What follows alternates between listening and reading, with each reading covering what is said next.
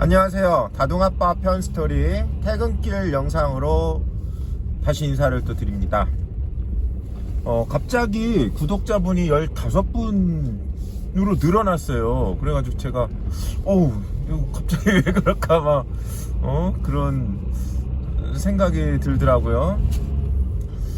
구독자가 한 분이든 두 분이든 어쨌든 간에 도움이 되는 부분이 정말 하나라도 있다면 저는 그걸로 너무 감사할 것 같습니다. 진짜 도움이 조금이라도 됐으면 하는 마음에서 솔직히 별로 그렇게 가치 있게 볼만한 영상인지는 잘 모르겠지만 하나라도 도움이 되신다면 그건 또 그 나름대로 가치가 있지 않을까라는 생각에 영상을 찍고 있는 거고요.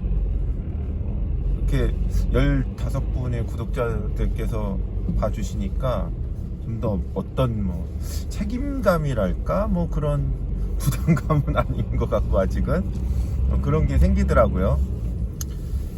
어쨌든 간에 오늘도 퇴근길 날씨에 딱 보니까 퇴근해서 막걸리 한 잔 먹을 수 있는 그런 날씨인 것 같습니다.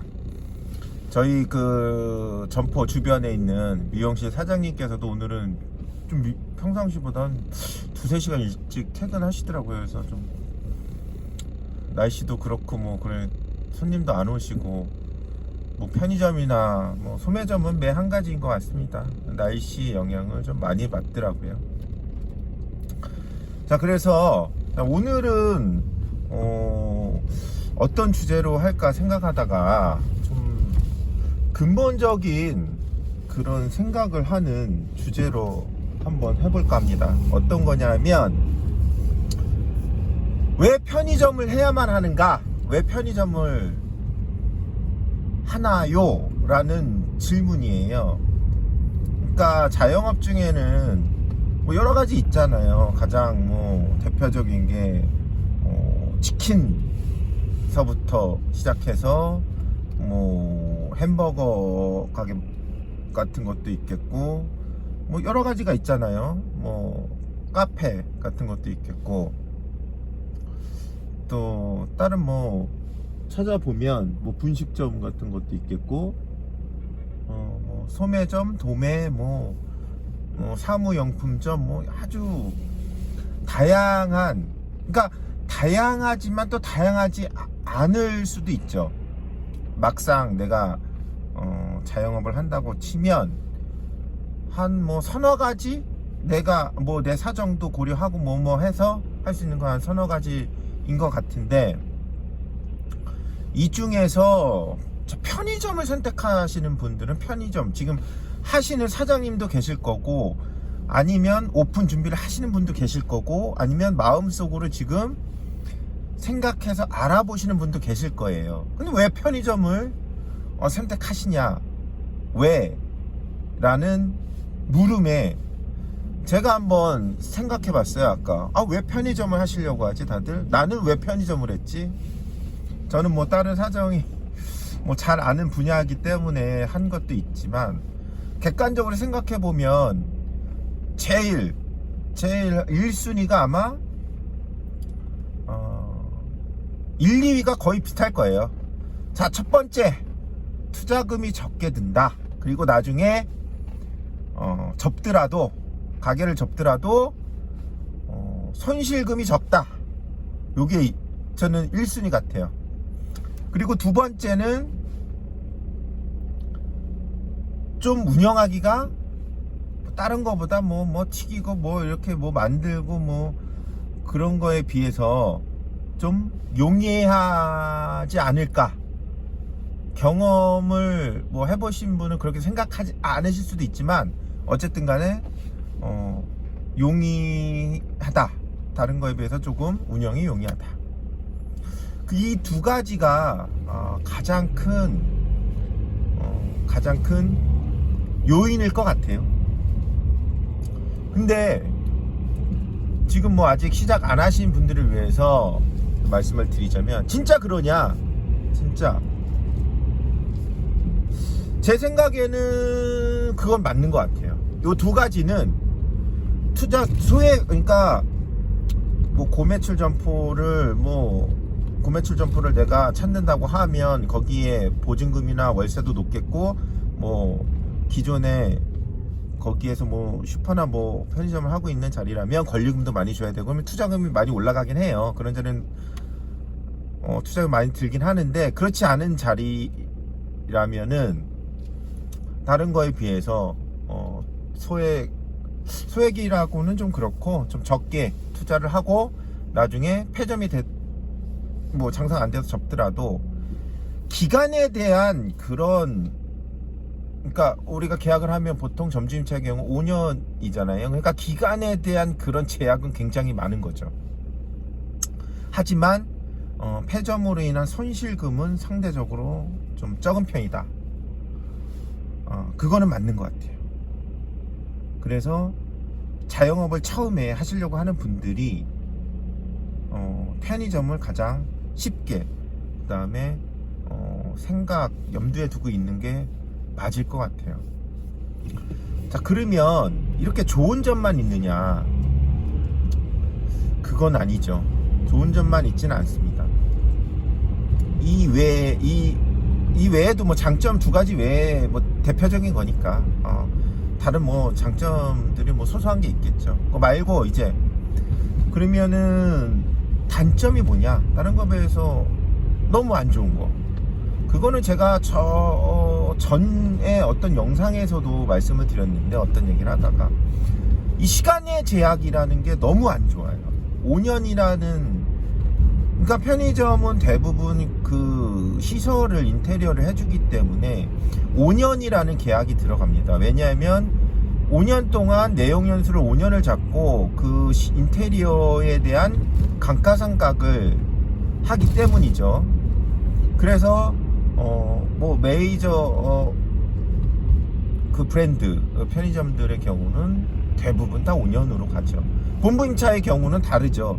왜냐면은 시설 인테리어에 대한 감가상각은 필요가 없어요. 왜냐면 경영주 운영하시는 분만, 그 점주분들만 이렇게 계약기간 되면 교체하고 이렇게 하면 되는 거잖아요.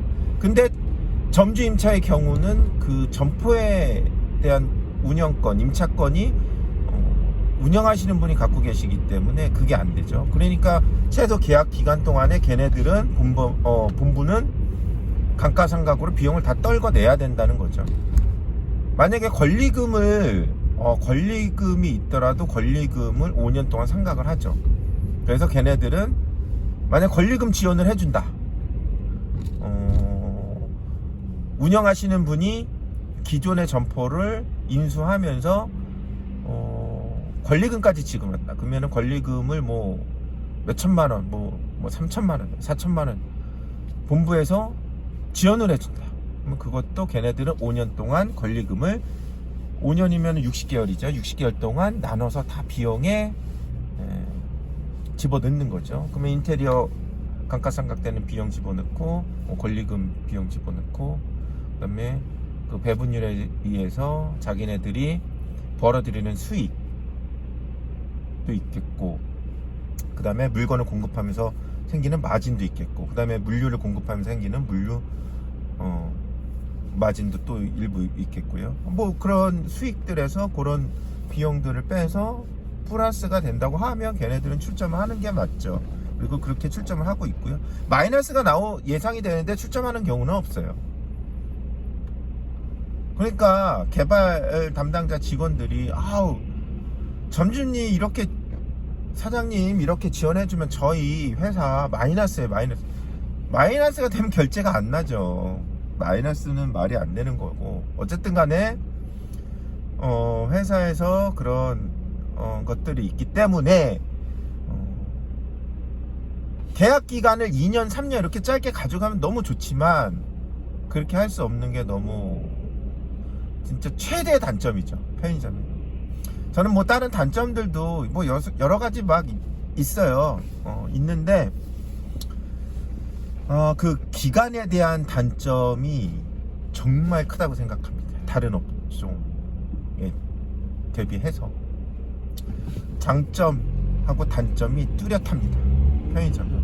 그래서 이거를 감안해서 나는 그럼에도 불구하고 이게 정말 나한테 맞는 거다 하면 오픈 준비를 하시면 돼요. 그리고 나는 너무 불확실성이 5년이라는 기간이 불확실성이 너무 커서 이거는 아닌 것 같다라고 생각하시면 개인 슈퍼를 하셔도 되고 편의점 중에 또 개인 편의점이라고 있어요. 메이저에서 하는 그런 편의점이 아니고 물건도 우리가 그 인터넷에 구매해서 발주할 수 있고 시설도 내가 개인 업자한테 맡겨서 할 수 있고 뭐 이렇게 해서 개인 편의점 운영하면 기간에 대한 제약을 받지는 않죠. 대신 어떠한 그 고객이 그 점포를 보는 인지도라든지 브랜드 인지도 뭐 이런 것들이 많이 떨어지죠. 그리고 상품 뭐 FF 그 다음에 일반 상품 뭐 이런 것들도 좀 떨어지니까 구색 같은 거에서도 많이 떨어지고 그 다음에 외상 매입 뭐 이런 부분들 CU 그 다음에 뭐 GS 뭐 이런 뭐 세븐도 그렇고 다 외상 매입이 가능하죠. 그래서 내가 어느 정도 원하는 만큼 구색을 내 현금을 지금 당장에 통장에 안 들고 있다 하더라도 외상 매입을 통해서 구색을 갖추고 판매를 해서 그 판매에 대한 수익이 다시 그 매입 원가에 대해서 차감이 되고 나머지 비용 뺀 나머지가 또 정상적으로 우리 들어오고 이런 구조인데 여기서 단 이마트24는 예외입니다. 그러니까 이마트24도 지금 뭐 그런 타입이 생기긴 했는데 지금 제가 운영하는 타입은 제가 금액이 어느 정도 있어야지 그 금액 안에서 발주가 되는 시스템.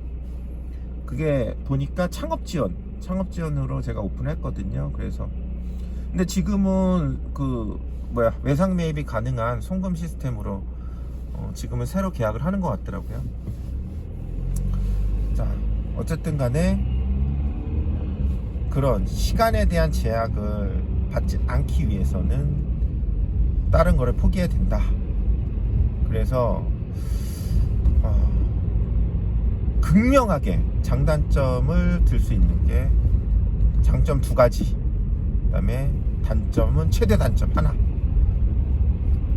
그 앞서 말한 그런 부분들, 그게 가장 핵심인 것 같습니다.